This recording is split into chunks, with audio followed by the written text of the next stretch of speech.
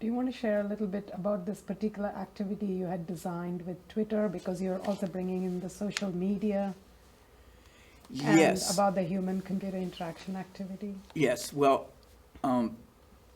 Pilar Monday is sort of my mentor on this, and she said, Bob, why don't you use Twitter in there, get those kids doing something. So we were thinking one of the real learning lessons I want them to take away is that HCI, human computer interaction, doesn't only happen when you're in front of a screen. It happens as you walk around every day, everywhere. So one of our ongoing activities in that course is everybody's cell phone, of course, is a very high quality camera now. And so the students are supposed to walk around every day being conscious and 4 times a week post to the Twitter hashtag. Should I say the hashtag? Yes.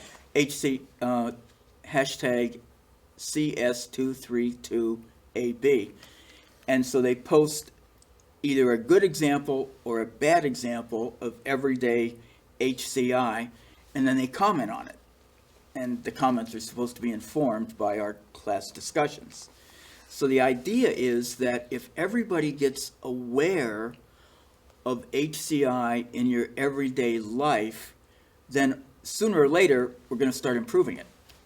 Yeah, and that's a great example of how, yes, our students are always doing creative things, are always making things, but we also have obviously this critical thinking, theoretical, historical component where we're trying to graduate a student who's very thoughtful, who's ethical, who is building on the overall liberal arts and Catholic intellectual traditions and the courses that they're also taking as a foundation. And so, the way our curriculum works is that they're doing all these important readings, they're taking those first year seminars, they declare their major, and as they move through our coursework, they're really thinking about how am I interacting with computers or contemporary technologies and really being thoughtful, and they're drawing from the philosophy that they've read, from the ethical readings that they've done.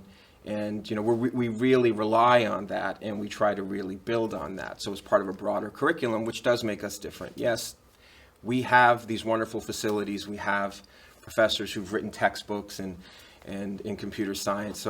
But at the same time, we also are committed to that liberal arts foundational core so that when our students actually sit down to make something, they do something smart, they do something different, and they do something worthwhile with these technologies. And I think interdisciplinarity, so if I may use that word, I think is a big part of how we rely on that. So I noticed that a few of us were wearing Fitbits, the wristband motion manager or detector or collector, whatever you want to call it. And so we decided that we do a study of how the Fitbit interface interacts as an HCI, because it's really an HCI that you're wearing on your wrist. And we did the study. We got, let's see, our department kicked in a little money. Pearson, I always go running to them. They kicked in a little money. The students kicked in a little money. And we bought Fitbits for everybody. Oh. And then we looked at the Fitbit interface and saw how it worked. All right. Then I published a little thing about it. It was online. A professor from Syracuse saw it. He's editing a book for Wiley, and he wrote and said, hey, write a chapter about this experiment that came out of your HCI class. So I just got the page proofs for that experiment, and the book will be out in a month or two.